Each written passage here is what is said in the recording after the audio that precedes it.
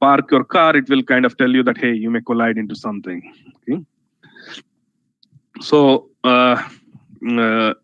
and this ECUs, they are interconnected in a vehicle network. There can be many different protocols that are used to connect these ECUs and the communications happen.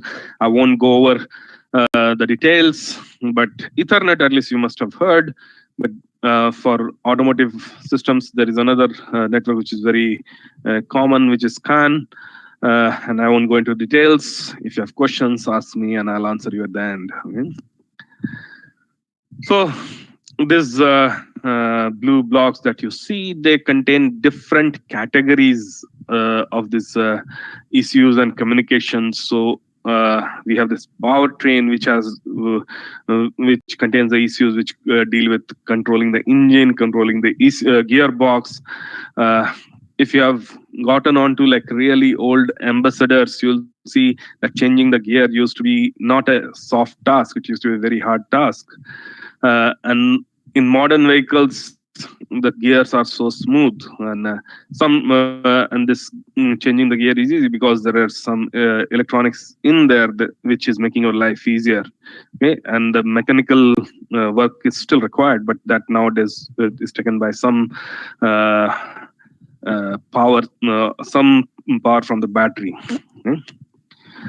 So, and then we have the infotainment system. This also happens to be one of the most common way of attackers to get into the vehicle, to take control of the vehicle.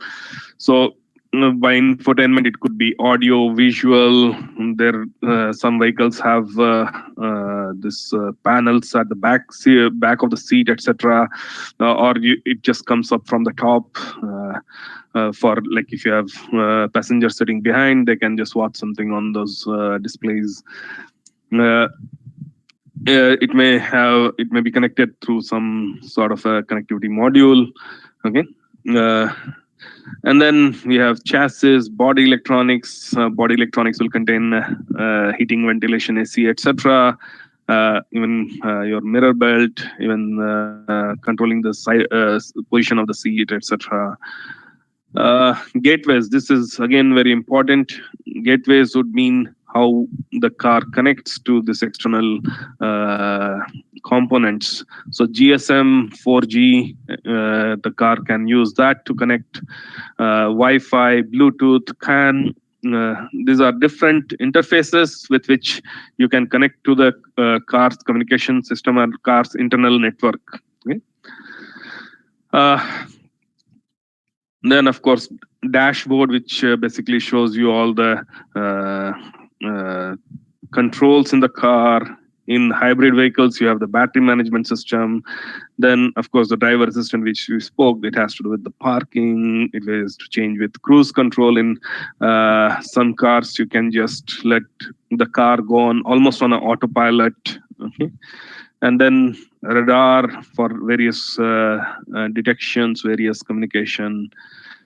Then we have this last block, which is now becoming very, very important. This where vehicle to vehicle, with two vehicles, they communicate with each other, and many times without intervention of any human in there.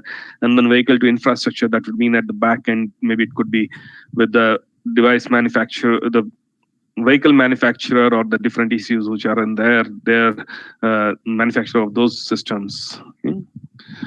So we have so many components and they are all communicating among each other, and we want to make sure outsiders, they don't start controlling it. We want to make sure that when you think that you are going at 40 kilometers per hour, that does not change. You are not really going at 60, but when your board shows 40. Okay, that is just one thing, but there could be many other issues, and we'll see some example in a couple of slides.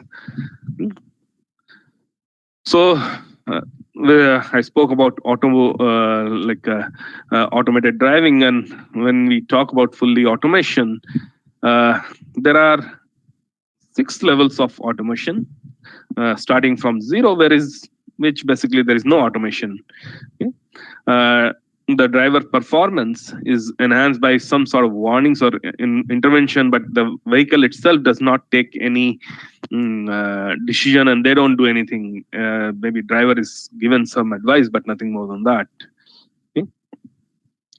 And level 1, where driver and vehicle share control in where some very low level functions, for example, parking assistance, where the camera kind of helps with the parking, etc. Okay, and then there is partial automation, where some of the functions, the vehicle itself takes a decision and takes an action, but still driver can override those, and it's still under the monitoring of the driver. Okay. Then we have level 3, where again the automation increases, and here you can think of a vehicle which is doing most of the jobs on itself, but there is still the responsibility is on the driver. Okay, so driver should, if the vehicle does something wrong, driver should intervene and take control. Okay? So what we mean is, the driver cannot be absent. Driver cannot just sleep off. Driver is expected to stay awake, stay alert, but they don't need to do much. Okay, but when in emergencies, when some things go wrong, when the vehicle is saying that, hey, I may do something wrong, you be prepared. It's like that. Okay, it can happen that there is a red signal, but I think of it as a green and I just go. Okay? Very likely it won't happen, but it's your responsibility if the vehicle goes, and like that. And then we go to high automation, where the vehicle takes more responsibility. Even if the driver does not respond adequately, the, let's say, chances of catastrophe is reduced. Okay? We expect the driver to be still around to avoid catastrophes, but even if they don't, the vehicle can kind of avoid these catastrophic situations. Okay, like if there is a crash going to happen, the vehicle will take some decision and maybe stop or something. Okay. When the vehicle does not know what to do, it will go into a default mode and try to avoid accidents, etc. Okay. And then finally, level 5, which is full automation, where the vehicle does not even expect a driver to be sitting there. All the driving modes are in full control. Seems like a sci-fi scenario, but very likely we are closer to it than we imagine. Okay, soon we'll have vehicles which will just do all the jobs on themselves, and we won't need any drivers. So, but that means that when you are leaving everything in the machine, we want to be sure that the machine is not controlled by some unauthorized people, unauthorized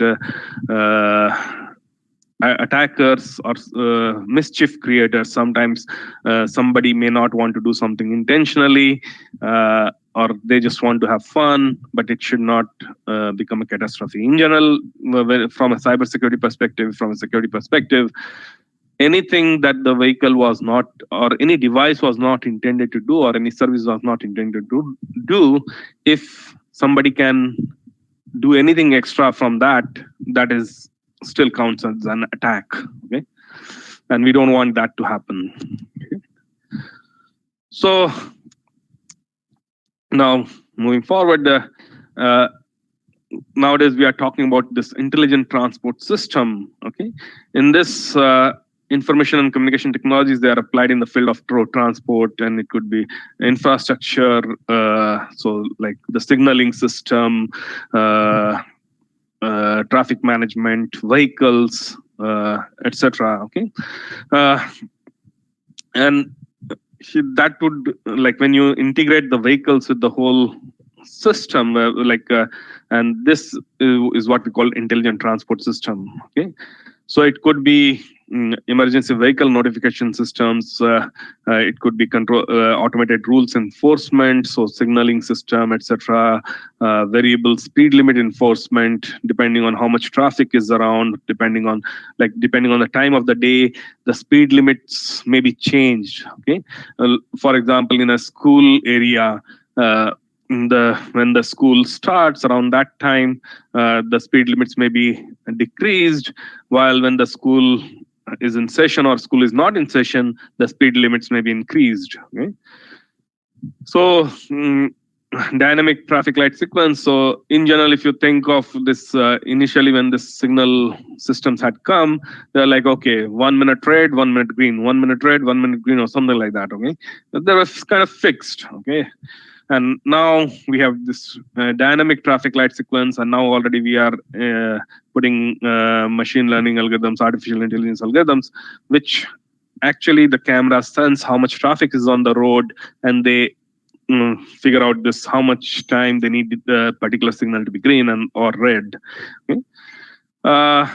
Then cooperating systems, I spoke about it a little, where vehicle-to-vehicle communication, vehicles, they kind of broadcast their positions, okay? So that if a sharp bend is there and two vehicles are coming on from opposite sides, they don't collide, okay?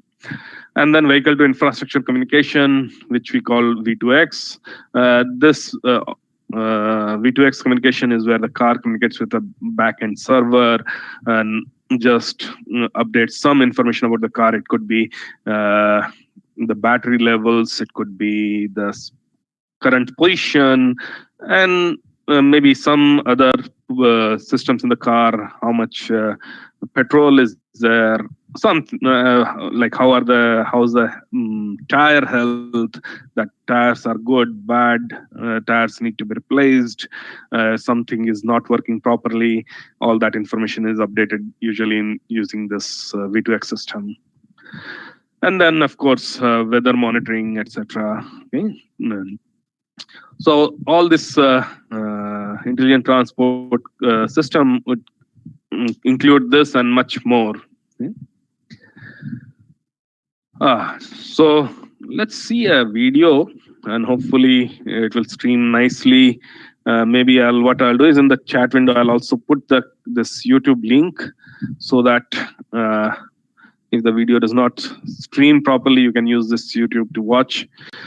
Vishal, sorry, one hint. This platform has two limitations. One is it's restricted to 1,000 users. Second is any video you have to upload it in advance. You cannot, it will not play on this platform unless you upload it. Okay. So let me do this. What I'll do is I'll share this YouTube link. Yes, please. And all the students can watch this YouTube link with me, right? Sure. You can put it in the chat window. Yeah. So let me put this YouTube link. Okay. Thank you. And where is our chat window? Somewhere here. Yeah.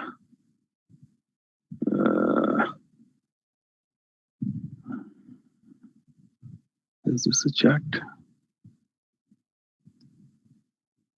Wait, guys, I'm waiting.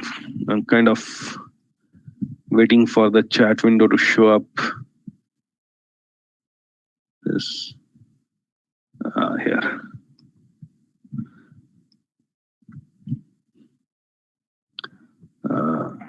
Yeah. So I put in. Oh no, this has only gotten to panelists. Let me send it to everybody. Send. No, I think this YouTube link. Send it to me, Vishal, and I could post it. Yes, this has gone to organizers and panelists only. I will send it forward. I will do that. Yeah, please send it to all, because I don't think I have the permission to send it to all. Right away. Okay, great. So what I'll do is I'll start the video on my system anyway, so I know when it should be around. Already done. Yeah, great. So many of you might have seen this movie Fast and Furious. Okay? So in that movie, this particular sequence is there where the antagonist was named Cypher. She is flying in a plane, but this plane has a communication system, has a antenna, radar, etc., with which it can communicate to the rest of the world. Okay. So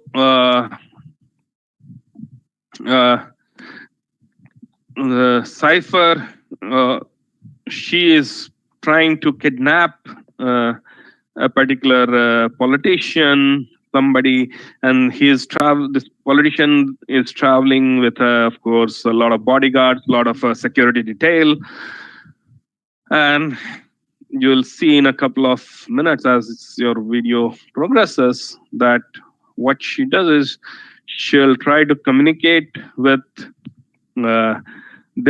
she'll hack into different mobiles and then kind of take control of their cameras and figure out the vehicle details from which they want to kind of kidnap this person. And then they will start hacking into vehicles, and from after controlling the vehicles, she'll create chaos. So I want you to watch this scene.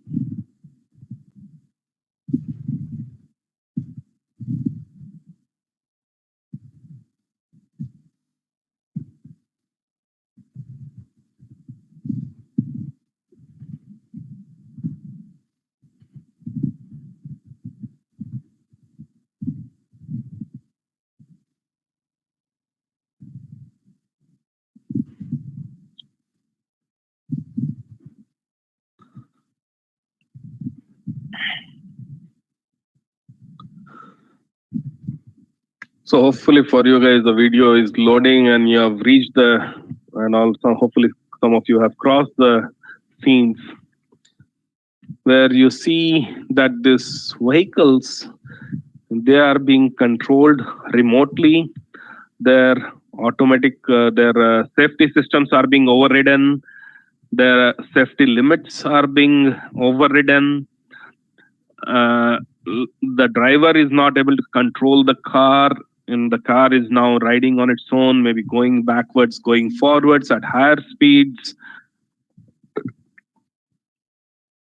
Right? So in this case, what you are seeing, of course, this is a movie, and we sometimes think, okay, whatever is happening in these movies, they are just fantasy. But uh, this is a scenario that is actually possible, okay, that can happen, where even from the off,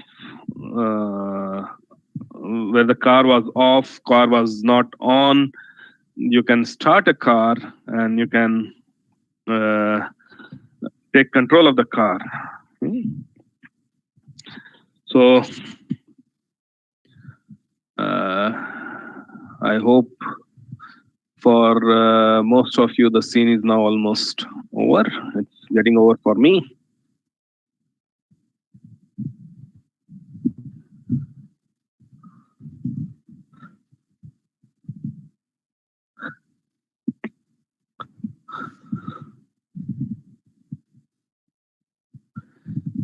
So maybe I'll give you another half a minute. For me, it's over. So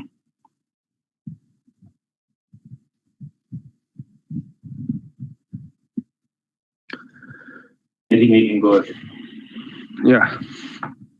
So this movie, very hit movie, very popular movie, and this scene was one of the very popular uh, sequence. And in this, even on YouTube, it has a lot of hits. You guys can see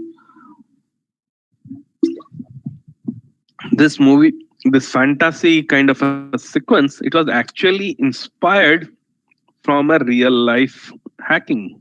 Okay? So we see these two hackers here, and I'll show you another video where they actually can take control of a car, and this is a real life thing. Okay? So Charlie Miller and Chris Walasek, they did this. They 2015. This video is from 2015, and actually they had already started hacking these cars even in 2014. So they controlled this Jeep Cherokee. So and they showed that they could control any Jeep Cherokee, and they said that the same techniques can be used to control BMW, Mercedes, almost any top end cars. Okay? And again, I'll what I'll do is I'll let you guys watch a video to hopefully you can appreciate this real life situation, how they control a car. Okay, and this is in a controlled environment, and I'll again basically share this YouTube link, which hopefully Mohan will then share with all of you. Sure. Yeah. So this is a small demo by these guys, Chris and Charlie, where they take control of this vehicle and they do show almost everything that you saw in this movie. And remember that they did it first, and then the movie took the inspiration from this. Okay? So what just a question. Can you guys just raise your hand if you got the link, because some of you posted the last time that the link was not visible. Quickly, I think a raise of hands will help me know. Yeah, okay, thanks. I got the link. Go ahead, Vishal. Yeah, so I'll start the video from on my slideshow, but all of you can watch it on YouTube, the link that I've shared.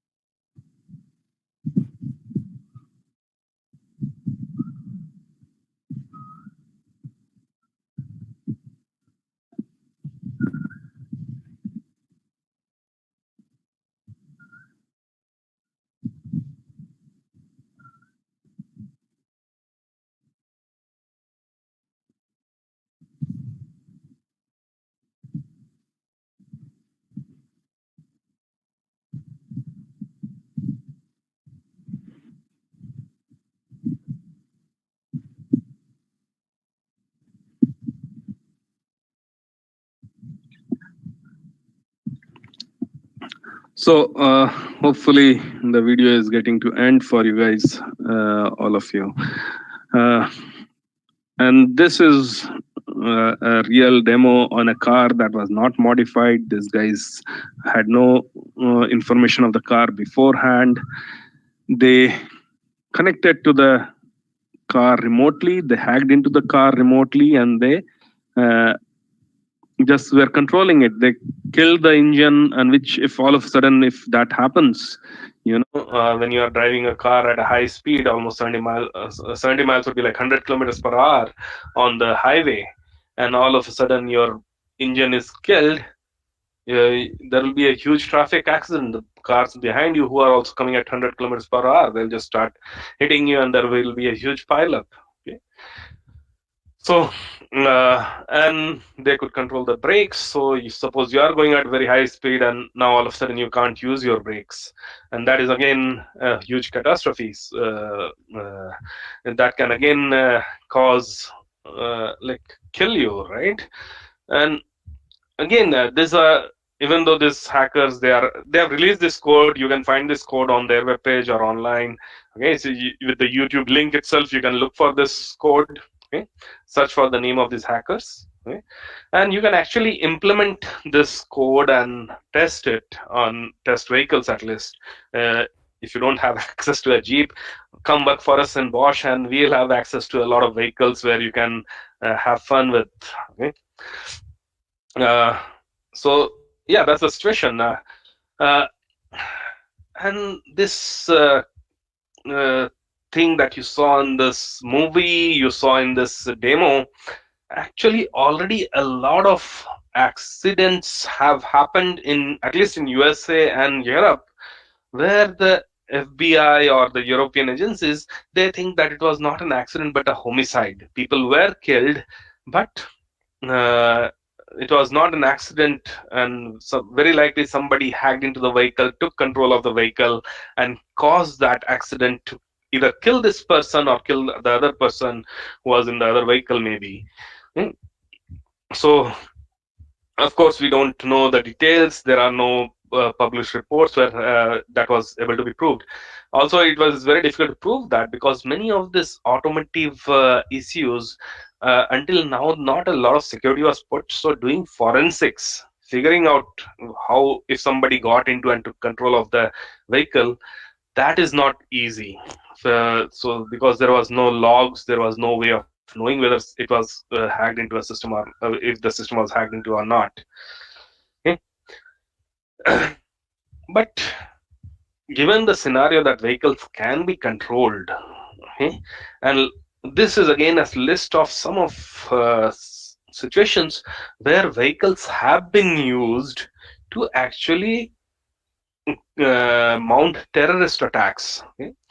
So terrorists have uh, taken control of vehicles. In these cases, of course, there is always somebody in the vehicle. They steal a vehicle, they take control of a vehicle, and use this vehicle to create a terrorist attack. Okay, and these are only a very few ones, and 2014, 2016, 17, and so on. But even as recently, I think within, well, I think it was 2020, not 2021. Terrorists in Jammu and Kashmir, they took vehicles and they used these vehicles to attack the security forces and create like these vehicles become bombs, right? And this, but when you have a human sitting in there, you need a suicide bomber. So you need the person who's willing to die for the cause, right? But think of it, if these vehicles could be just controlled remotely, okay, then how many more attacks would have been possible? Uh, so we need to secure these vehicles. We need to be very conscious when it comes to vehicles. Uh, so again, uh, this slide shows some incidents, some reports, again, where it came to light that automotive vehicles were hacked, like Toyota, Ford, GM. These companies, they put in some security measures, but they were not adequate, and in that sense, they misled the customers about the security measures. And when we think of, up till now, when we are thinking of cyber security, most of the times we used to think computers. So most of the times we'll think of IT networks. Okay, somebody is hacking into a bank and stealing money. Most of it was like financial attacks, right, or financial damage. But when it comes to vehicles, it's not just financial, it's safety, it's actual physical harm to people and multiple people. Hmm? And that's where we need to take this our cybersecurity for automotive very seriously. Hmm? So of course, ransomware has already met connected cars, and people are hacking into cars and like making the cars into almost bricks. And they are asking you, okay, give me a Bitcoin and I'll unlock your car. So that such kind of attacks are also becoming very popular, where there is no way you can restart your car. Like even the service engineers have no control. Okay? And already you have already heard where ransomware is shutting down systems. So in hotel rooms which were controlled with this electronic systems, interconnected systems, those completely got locked down, and the hotel rooms are not hotels. Even the hotel manager is not able to open the rooms. People inside, they are stuck. People outside, they are stuck. Again, they had to pay. We heard about WannaCry already. Okay, so again, this ransomware where it's locking down a hotel room, it's an again attack on the IoT system.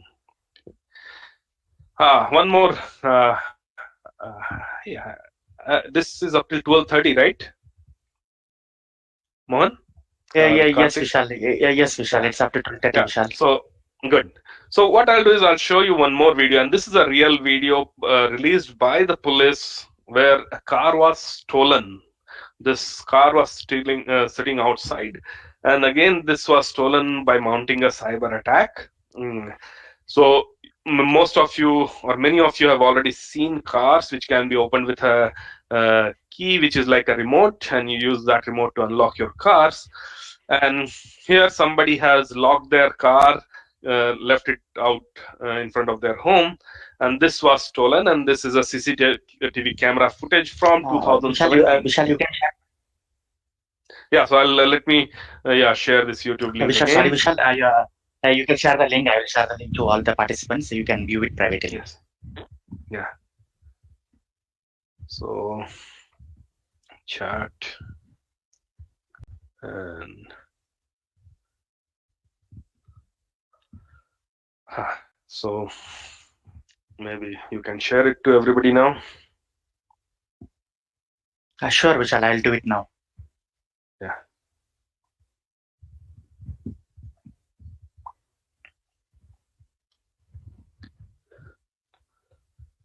Hope you all got the video link. You can raise your hands, so you can do the virtual hand raising. Yeah, so you can start this video. It's a short video, like I think it should be less than 3 minutes. And it just basically shows that how quickly the Mercedes was stolen. Oops, wait. Give me God's eye. God's eye active. Right. Let's find So a look at solution. this, guys. They have come to steal the car, and how sophisticated they are. They are wearing this suits where you can't recognize them, completely like almost like aliens. Okay? And Vishal, just a second, Vishal. Can you reshare the link? So I have shared that link. It has been a wrong link. 1 second. oh, maybe my copy pasting did not happen properly. Okay. Let me see. Now once. No, I think the link that at least you have shared is not the right link. No. I'm resharing it again. Yeah, so the link should end in JJQ0. Yeah, JJQ0. That's what I'm sharing it with all. So now, can you please acknowledge, my dear students on the call? Can you please acknowledge?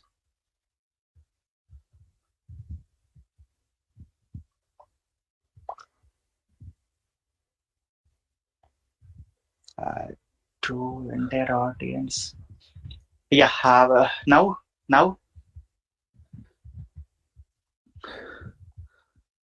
So this link ends in JJQ0 for all. JJQ0. Yeah. Thank you. Yeah. Thank you. Yes, sir. So this will be a video. You can. It's kind of almost like a black and white video, of course, because it's a CCTV camera footage. Released by the West Midlands Police in UK.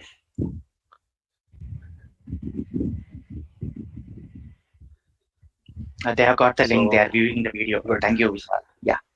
Great.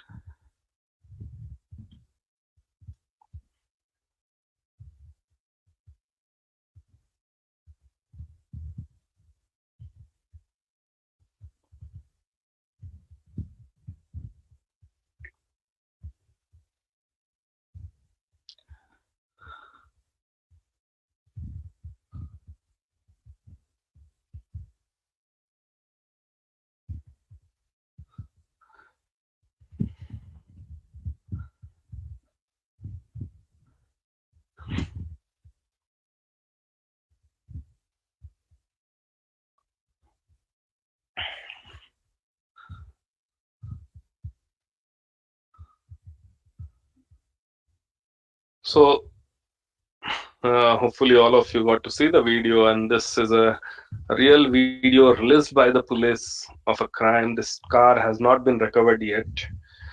So most of you would have seen these remotes kind of keys where you just press a button and the car unlocks. Maybe some of you have already seen such remote keys where you don't even need to press any button. Okay, for example, if any of you have seen a Honda City, even Honda cities in the country, they have this system. Many other might have this system where if the key is in my pocket, I come near the car automatically gets unlocked. As soon as I sit into the car, I don't even need to take out the key from my pocket and put it into the system and turn it on. I don't need it for ignition also. Just because the key is in my pocket, I can just directly start the car and go. Okay? So even Bosch has developed such solutions. We call it perfectly keyless. And many companies like Mercedes, Honda, and all the top-end companies now, they are providing this service. So, and this thing, what these guys had done was, this car was parked, and the key was possibly inside the house, so car was locked. What they are doing is they have this devices which relay the signals. So one of the guys goes closer to the house and has a device which is basically receiving the signals from the key. Okay? And if he can somehow go around the house and get those signals on this device, then he relays this signal to the car. So the second guy, he's standing near the car, and he has a device which receives that signal and relays that signal to the car. Okay, and so the car thinks that the key is now near me, and let's unlock. Okay? And then, as you guys saw, that the second guy, once he sat into the car, uh, the first guy still had to be near the house so that he could relay the signal again, so that the car thinks that now the owner is sitting into the vehicle and the key is in the vehicle. So the car, it was possible to start the car and take it away. Okay. So this kind of thefts, they are very common thefts, very easy thefts, and they have been done. This was just one video, and if you search on YouTube, you'll see many such videos, CCTV footage, and actual police reports. If you see, they run in thousands. Okay? So again, car hacking, carjacking, and stealing is just not one single problem, but as I showed in previous videos, this hacking can actually kill people, and that is already being done. Okay, uh, so why is automotive cybersecurity important? Already you have seen the damages it can cause, but also it's not easy to secure a car. There is so much more complexity in a car when it comes to car ECUs. Okay? And also, one thing that you see is that car is not usually manufactured by one single company. If you look at a car as a whole, the Honda is only manufacturing about 20% of this car, for example, or BMW or Mercedes. Okay? The remaining 80% of the components that are sitting in the car, they are coming through many different suppliers, and like hundreds and hundreds of suppliers, they are supplying different components.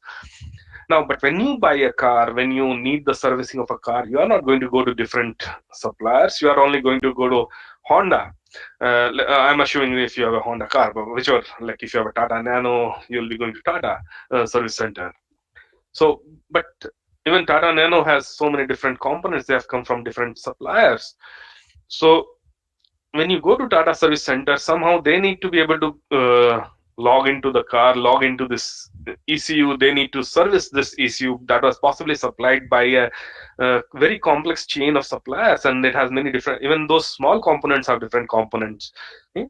So, for example, we at Bosch, we let's say supply something to one of the one component of a unit to, let's say, a company called Cummins, and that Cummins then makes a bigger component, and they supply it to many different car manufacturers. Okay? So that happens. So this car manufacturer, finally, they need to be able to access this Cummins systems. They need to be able to access Bosch systems, and there is a lot of complexity involved, and making sure that no loopholes are left anywhere, that becomes a very difficult scenario. Also, a system of a car is actually way more complicated than a actually Air Force jet or even a satellite. The number of lines that might be there in a car, they can be like almost 300,000 lines of codes, or even like millions of lines of codes, while your whole Windows operating system has like not even 1/100th of that amount of lines of code. Okay? So there are so many possibilities to forget about securing the system, because you have so much code there, so many different, and written by many different guys, not just by one single organization, but hundreds and hundreds of organizations. They have written so many lines of code, and making sure that there is no flaw anywhere becomes very difficult. Okay? Also, when you buy a computer, if you look at in general the whole PC from early 1980s to now 40 years later, basically the not much has changed into the whole ecosystem. Okay? Maybe some shape have changed, maybe they have become more lighter, maybe they have become more powerful, but basic principles are same.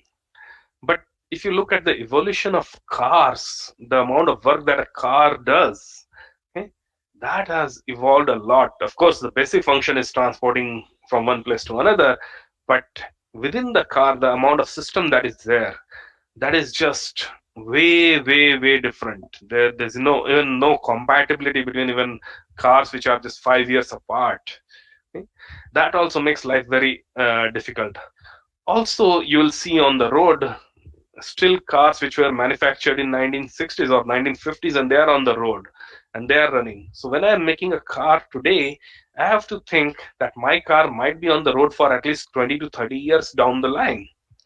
And now I have to secure this car once it goes sold to a guy or person. It goes out in the market. This car will not be in my control, but it will be changing hands. People will be selling it down and will be on the road 30 years down the line. So I have to think of security of this car 30 years down the line, when technologies would have evolved a lot. The whole technology system, the ecosystem would have changed, right? So I have to ensure security for next 30 years, maybe more, but at least from a manufacturer point of view, I have to think up to 30 years sometimes. Okay? While when a computer is designed, a phone is designed, people usually throw a phone like after 5 to 10 years, right? Computer does not last for 10 years. So, and compared to a car, a computer system is much simpler. So, securing systems is just not an easy task. Not It's very complex. Let's say it that way. And as I said again, because the different components, they come from so many different suppliers, and then those components need to be replaced. When you change a component, when you change a system in a car, this component was already communicating with many different issues in the car, right? This component, well, let's say maybe the parking assist, maybe whichever issue, it was communicating with many other issues of the car. Now, if that system was secured, possibly this component had certain credentials. Let me use a very simple word, password, but there are sometimes a little more complicated things than password. I won't go into those things, but let's again use a simple word, keys. So there are some passwords and keys which are in this component, which were supposed to be unique to this component. Nobody in the world was supposed to know what are these keys. So if I'm going to change this component, you had for your battery malfunction, if I have to change the battery, I have to change, or let's change the headlamp or something. How do I change that so that it still has the same keys which were there in the earlier component, and how do I transfer? And if that is possible to transfer, then anybody can transfer, right? If it was easy to transfer. So how do I transfer the passwords and the keys from this component to the other component? Or how do I let all the other components that know that there is a new component now and you should accept this new password? How do I do that? If I could just tell them, hey, you accept a new password, then maybe somebody else also could tell them, right? So changing these components is a huge issue. Okay, so you can think like in a car there are like 300 different computers, and they have to communicate with each other in a secure manner. How to do that, right? But it has to be more real time. Like when you are going on the road, you need to do things in fraction of seconds. When you need to apply brake, you need to apply the brake immediately many times, right? If a tire is going to burst, you need that information before the tire bursts, and it has to be like immediately, like no lag. So you need very fast system. How to do that? Yeah, I already spoke about this. The lines of code. A high-end car could have 100 lines of code, and maybe even 200 to 300 million lines of code. Okay? So if you don't understand million, think of 20 to 30 crore lines of code. Okay?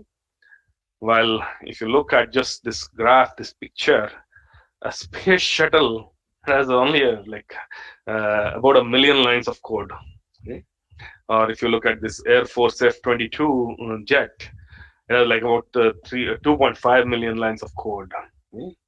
The whole Linux kernel, it still has like about 5 million lines of code. Way back when Windows Vista came, it had like 50 million lines of code, so about half of it, right? So that's the thing. Like a car system is much more complex than even anything, right?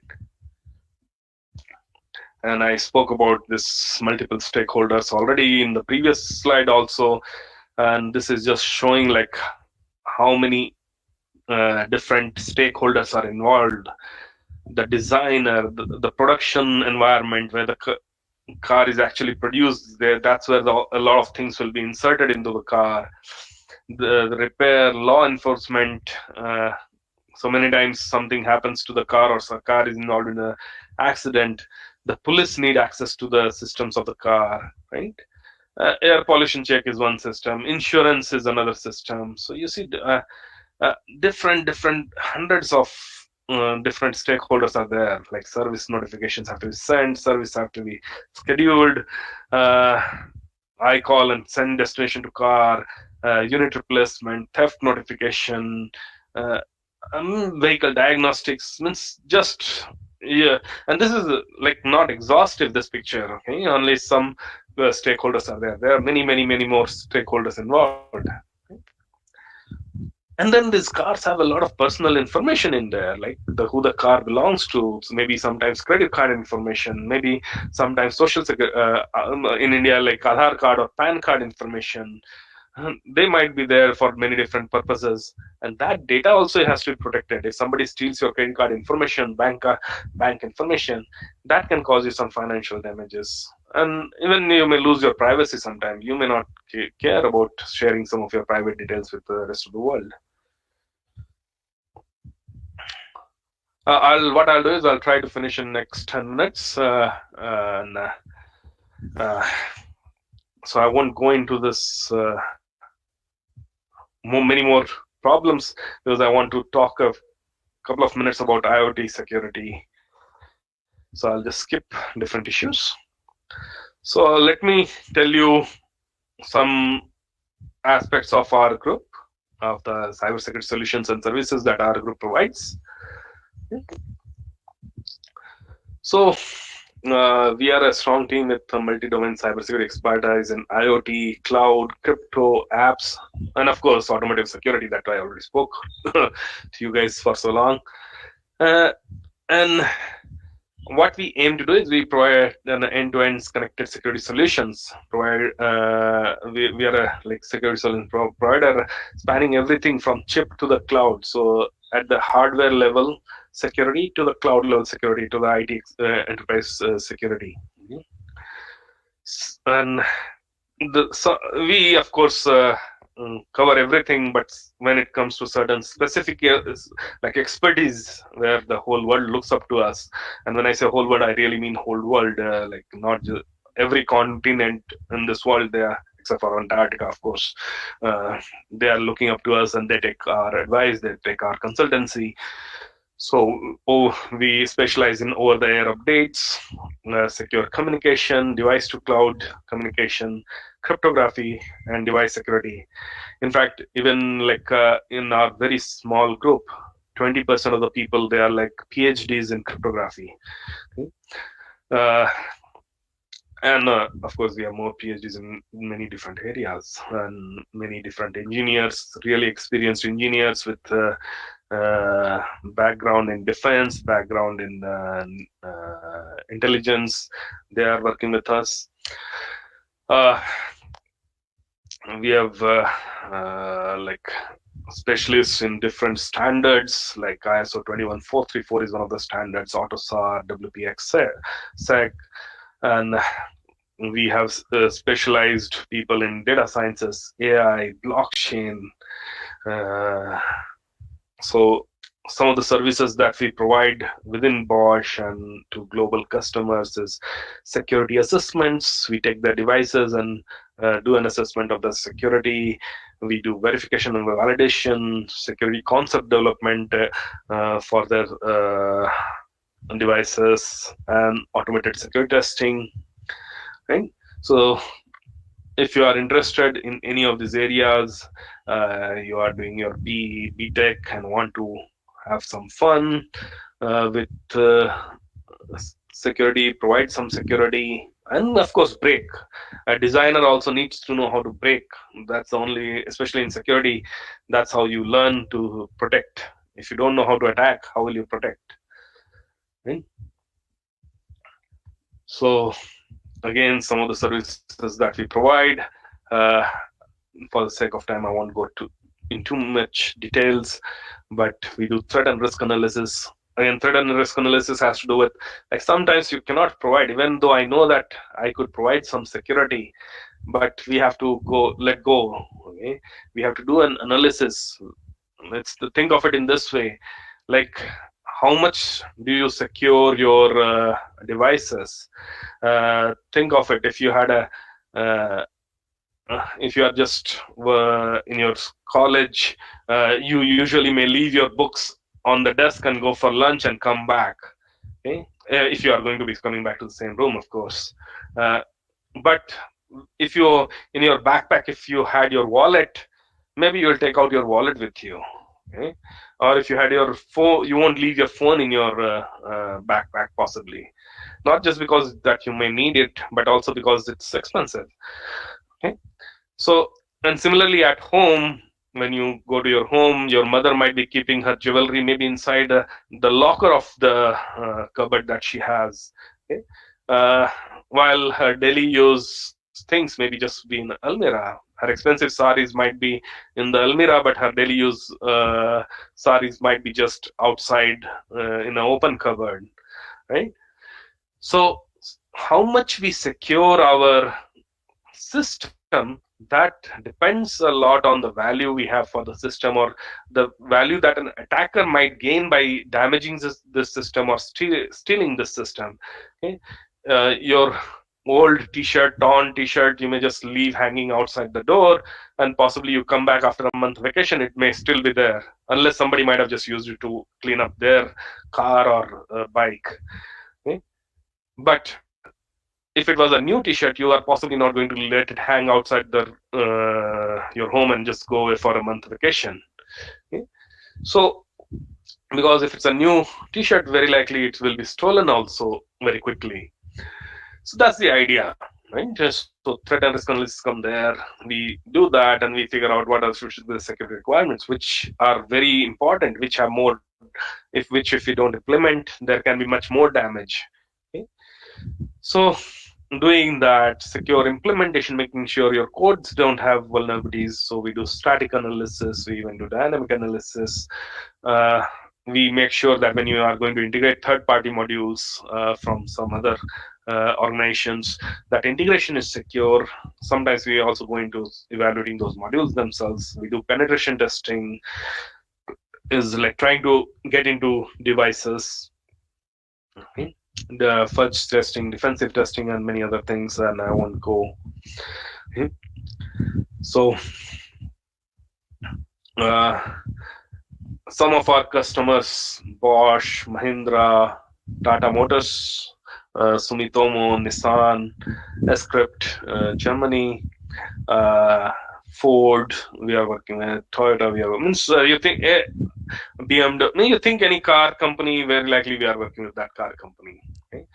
But we are also working with many not car companies, just simply IoT companies, IoT devices also, which I have not listed here, but you can think of any embedded device. Very likely any phone that you are carrying, very likely there is at least one device, and maybe more, almost 10% of devices, they have some Bosch relation. Okay, and we are providing some intelligence there, IP there, or even the device directly there. Okay, some chip or some component. Okay, whichever phone you have, whether it be iPhone, whether it be Android phone. Okay? We'll get into embedded devices, firmwares, wireless protocols, applications, cloud services, infrastructure. Okay? So again, I won't go into the specializations, but I'll let this slide stay here for you. And maybe at this time I'll stop so that we have about 15 minutes for questions and answers. So now, if you have any questions, you can ask, and I'll try to answer. Sure, sure. Thanks for the presentation. There are a lot of questions which have come in the question tab. We will read out. One student, Tushar, is very keen on knowing something about the recent cyber attack in the US. I don't know Many, which many, attack. many attacks. This, especially ransomware attacks, they are the most popular attacks currently. Uh, but not recent, but one of the very, very important cyber attack that happened now more than 10 years ago. So we all possibly whoever listens to the news, they have heard that US and Iran, they always were on the brink of war. And in early 2000s, Iran was almost ready with a nuclear bomb, which would have given them a huge capacity, that would have given them a huge control, like at least a huge control in the say, a huge say in the how things happened. Uh, so Iran was developing this bomb, and when they're developing this bomb, uh, you need this radioactive plutonium. And what you do is you basically mine the plutonium, you get the plutonium, and then you have to separate the radioactive isotope. And what you do is you use a machine called the centrifuges, which is like your average mixer in the home. And if any of you have seen your mother making butter at home from the yogurt, you put it in the mixer and you then let the mixer go, and the butter comes on the top and the buttermilk stays on the bottom, right? So this centrifuge machine is something like that. It spins at a particular speed and separates the radioactive isotope of plutonium. So what the US, Israel, UK, and a lot of NATO countries, the hackers from this team, they got together. They managed to get a malicious software, and Iran was using, and they were able to spin this. Once they started this centrifuge machines, they were able to spin them to a dangerously high speed, and which of course the Iranians, could not figure out what was happening, and they damaged all their centrifuges. So now the Iranian nuclear system, because they already had restrictions, they could not buy more centrifuges or the components to build more centrifuges. Their whole nuclear program was kind of sabotaged, and they could not go ahead, and they had to now come into a compromise with the US and the United Nations. They had to stop their program because it was damaged anyway. Right? So that was a huge cyber attack. So at some point around that time, there was an interview in one of the newspapers. They came to me, and I told them that Einstein has a very famous quote, right? That, or at least the quote is attributed to Einstein, that I don't know how the Third World War will be fought, but the Fourth World War will be fought with sticks and stones, because the world would be completely damaged in the Third World War. So now people will go back to the cave ages. So I built on that quote that the Third World War won't be won't be fought with actually bombs, etc., but it will be fought with the computers. There will be cyber attacks. There will be all the damage that will be done will be actually cyber attack. We will kill the infrastructure, will damage the country, our opponent, with this cyber attacks, and that's already happening. So this was one example where the NATO forces, they kind of defeated Iran by a cyber attack. Okay. So that was one attack. Another attack, I want to answer other questions, but again, a very interesting attack was there. You will be able to search later, or I'll talk later. Sure. Let me answer another questions. Sure, Vishal. Thanks. Vishal, there's a very interesting question from Kaushik. He says, there are some, I don't know, these are tools or games which is called Hack the Bats, Try Hack Me. So can we improve our skills by playing those? What he asks. This particular ones, I don't know, but yes, there are many apps which help you learn your hacking techniques. There are many apps out there. There are many tools out there. But be careful. Many times these tools themselves are actually malicious. They have backdoors where you try to install this app on your system, on your phone, and then this app is doing something that you did not know. Okay, and nowadays some attacks that is happening all the phones, and it was happening even 5 or 10 years back. I was actually involved in a project where we were using phones to mine cryptocurrency. So, and now that the Bitcoin, etc., these cryptocurrencies have the prices have gone skyrocketed, these attacks have become even more common. So you may download an app, and the app starts using up your battery and uses up your computing power to do cryptocurrency mining. So be careful about new apps that you download. Absolutely. Thanks for that hint, Vishal. I know you may end up getting hacked by trying to learn something about hacking. That's the It's a huge, like many people would want to down. In olden days, antivirus was used to be expensive, antivirus software. So many open source free softwares are available online and people were downloading. A very popular one was anti-malware bytes. And that itself finally, well, later it was recognized that that itself was a malware. So people were using it to have an antivirus on their system, but that itself was a malware. So that also happens. So be careful. Absolutely.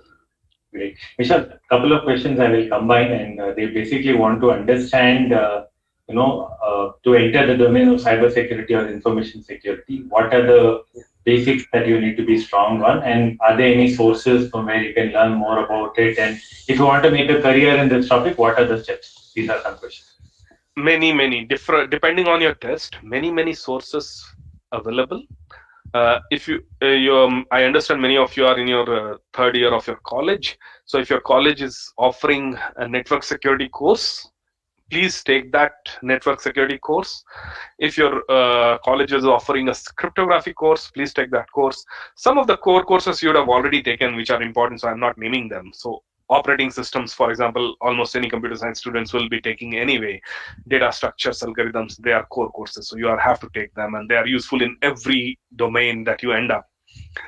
But networks course is very useful to understand networks, and if you have an idea of any one single networking system, you will get to know further things very easily. You will learn other things very easily.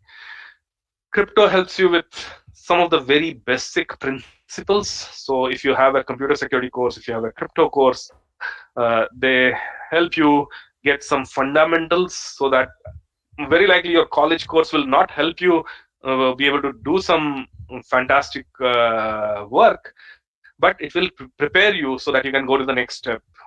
Having a strong foundation is very useful. If your college is not offering, there are many within India, like we have this NPTEL. Okay, I don't know the full form, but basically NPTEL basically offers courses. These are basically courses that are offered to IIT students. So course that is actually offered in an IIT, and the professor is actually teaching IIT students in the classroom sometimes. Those courses are recorded and offered to anybody who wants to attend. So if you are in a college in Bangalore, I have taken those NPTEL courses sitting here when I'm at this age. Anybody can register for those courses, and these courses are, some of them are really good. They are given by some of the top guys in the country. Like the crypto course, one of the crypto courses is given by an IIT Kharagpur professor, Devdev, a very good friend, very good colleague, and he's really one of the top guys in the world when it comes to hardware cryptography. Okay. Similarly, any course like AI and data science, so crypto courses, computer security courses, IIT Kanpur, Sandeep Shukla, again a good friend, and he was in USA, and he joined Kanpur, I think 4 years back, or now 5 years back. That guy, one of the top guys in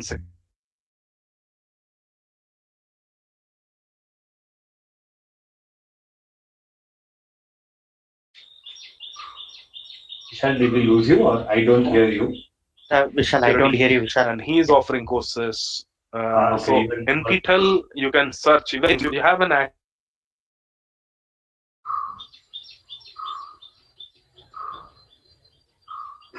Vishal, we suddenly lost you in which between. is also a useful thing. You do the homeworks, you do the exams, and they'll give you a certificate that you got 70%. Yeah. Okay, sorry, Vishal, do you hear me? There was a small So network. other than also it means Vishal, Sorry. hello Vishal. Hi Vishal. Hello Vishal. Okay, I there are somehow many sense. courses available, but NPTEL I would like to, because it is from India and IITs are one of the best places in the world. So and Sure. Vishal, are we audible to you? A quick check.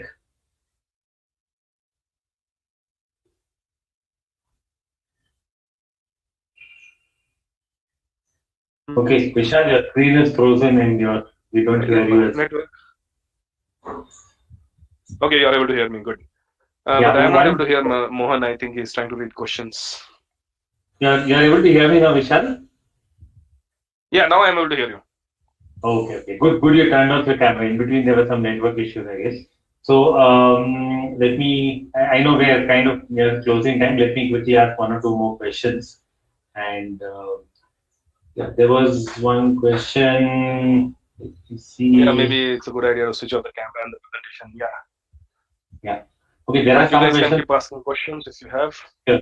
Sure. Does IoT play any role in cybersecurity? That's the question. IoT. Yes. Yes, and we need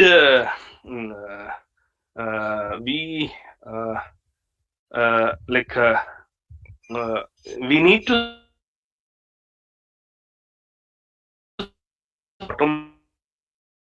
automotive system component. So yeah, yes, for sure.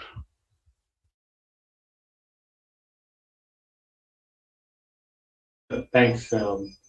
Vishal, there was one more question on, let me read it. It was on, I think more from the Tesla perspective. Oh, no, wait, before that, there is one on, can you explain why is it not recommended to use VPN with Tor?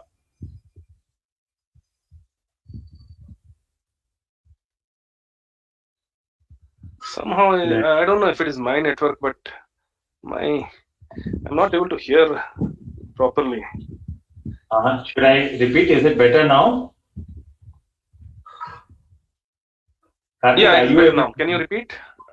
So can you explain Well, why I'm able is to it, hear you clearly, Mohan. and Vishal, the question is, why is it not recommended to use a VPN, virtual private network, with Tor?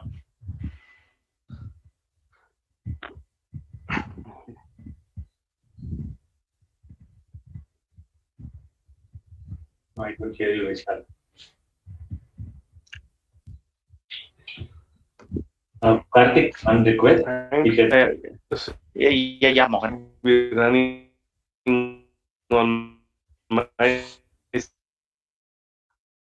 Okay, if you can just call Vishal on his mobile and give him a heads up that there's a network issue with him, I will go on meanwhile address all the other questions on interview. Sure, Mohan. Done, Mohan.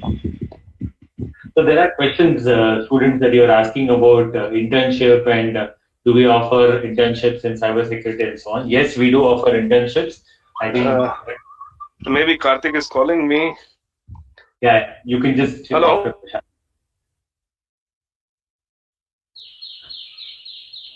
Okay, so basically we do offer internship programs, and this is if you are hired or through us, if you are recruited in the campus interview, you definitely have a chance to do internship.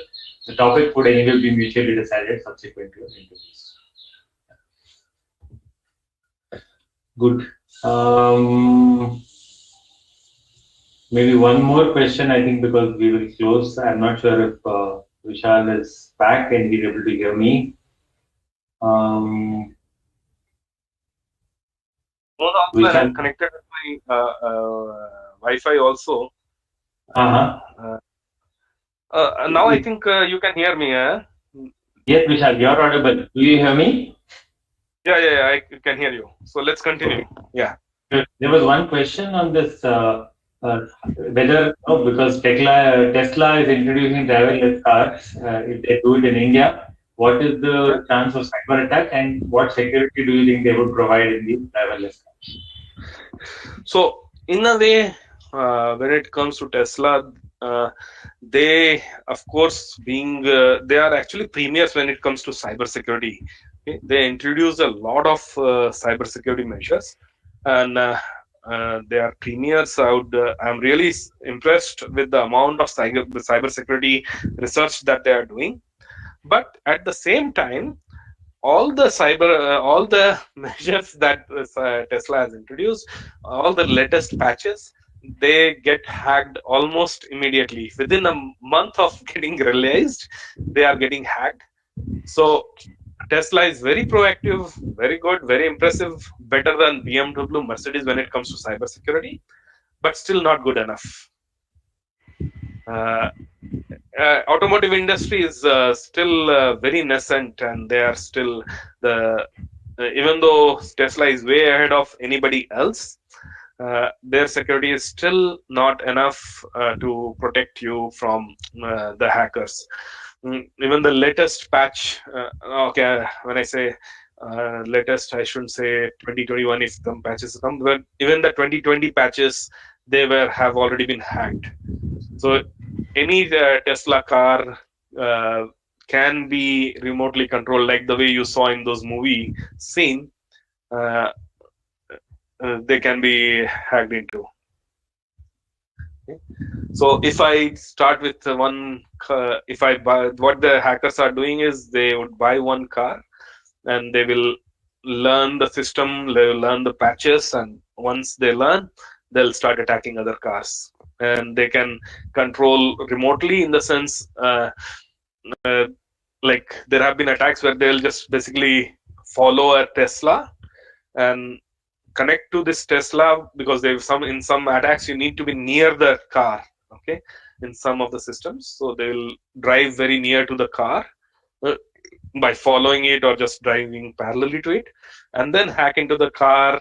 And once they hack into the car, they can just fly open your doors. They can control your vehicle, control the sounds, control the wiper, and sometimes even control the brakes and accelerator.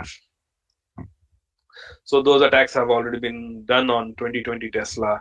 I don't know about the 21 yet, but 2020 patches have already been controlled. So yes, cybersecurity is a huge part. We need more people out here. We need more research. We need more engineering, more work into cybersecurity of cars, normal cars, automated cars, every car. And I'm going to ask the last question in the interest of time. There's an interesting question on the rolling key algorithm. I think you spoke about this. Could you elaborate a little more on this question? Which algorithm? Rolling key algorithm. So what is the question? What is rolling key algorithm used in advanced cars like Audi, Mercedes, and BMW? That's the question.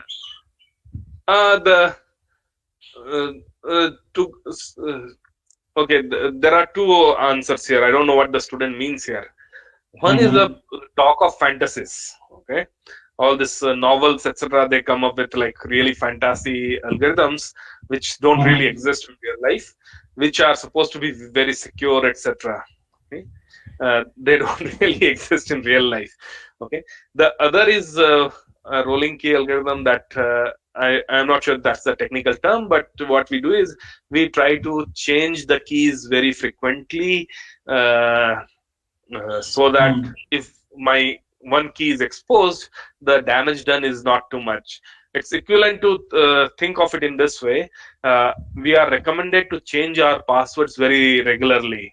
Okay, right? If you log into your bank system, for example, every 3 months they will ask you to change your password. Our Bosc system asks us to change passwords. They recommend every 3 months, but I think they force you at least in if it's 6 months, they force you to change your password, right? So the idea is that if your password gets stolen, okay, it won't do a lot of damage. Okay? If somebody was trying to break your system it won't do a lot of damage. So this rolling key systems that we try to implement, they are like that we keep changing the keys very regularly, so that even if the old key is exposed, it won't do any more damage because now the key has already been changed. Okay?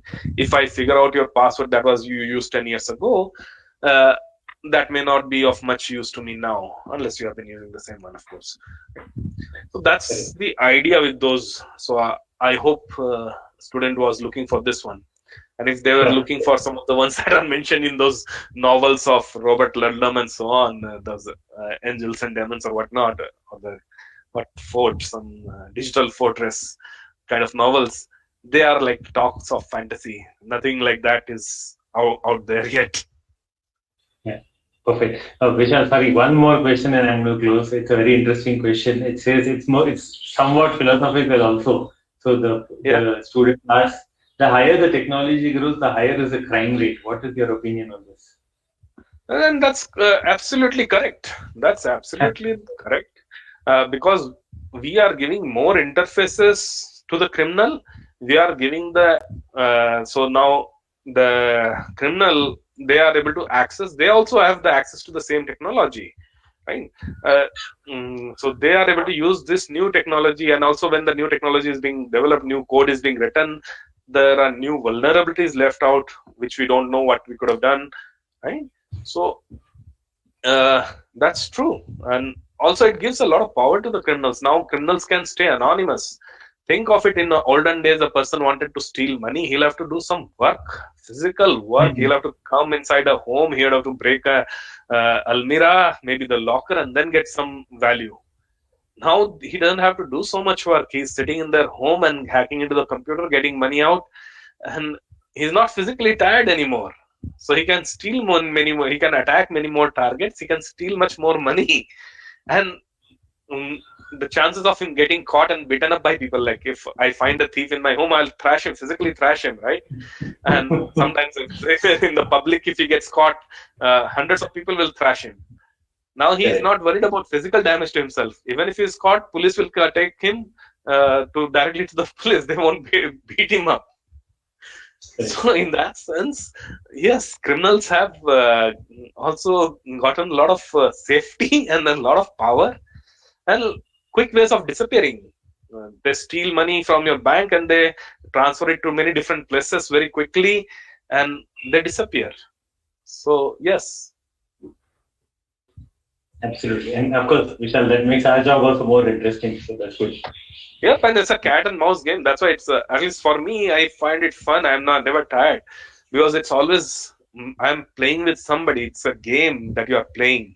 Of course, the consequences are the stakes are much higher than a simple game, but it's fun. Like when we were kids, we used to play hide and seek, right? And that's what we are doing. Sometimes I'm the cop, sometimes I'm the robber, and it's fun.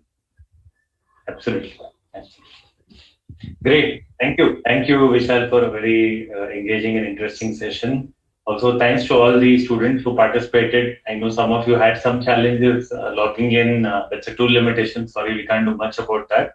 Also, the videos, I think we could have, Yeah, and you already have my email ID. You have my name. Search for me on Google. Put some security or crypto kind of keywords. You'll surely get me.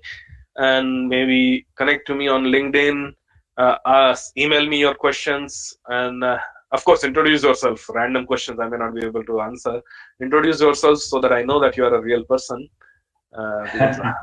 Almost on a daily basis in my spam there are like more than 100 emails which actually look like from somebody meaning to start a crypto conversation, and then I see that they are trying to just hack into my system. So yeah, connect to me and I'll try to be as helpful as possible. Great. Thank you. Thanks, Karthik. Thank you. Thank you, Vishal. Thank you. Thank you, everybody. Thank you. Yeah, I'll get out of here now. Thank you, Vishal. Thank you all students for joining. So we'll meet again. Thank you. Bye-bye. Bye. Mohan, I am